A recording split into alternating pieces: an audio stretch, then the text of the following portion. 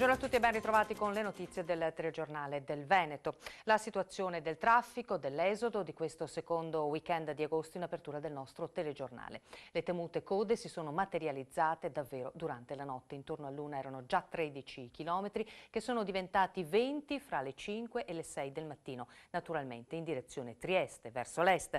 In mattinata temporaneamente chiuso anche il passante, ma vediamo subito i servizi a partire da quello di Anna Vitaliani con Marco Madini. Sul passante scorrono le auto dirette verso est.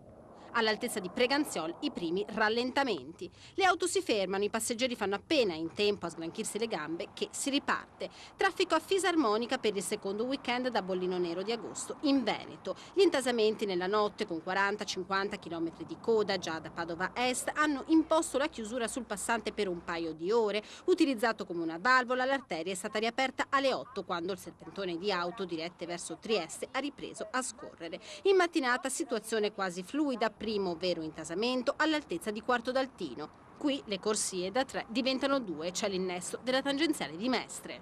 Pensava meglio o peggio? Peggio, Perché? per quello che diceva il telegiornale, le cose devono partire Bollino Nero. Siamo diretti in Croazia. Che situazione avete trovato finora? Brutta, molto brutta.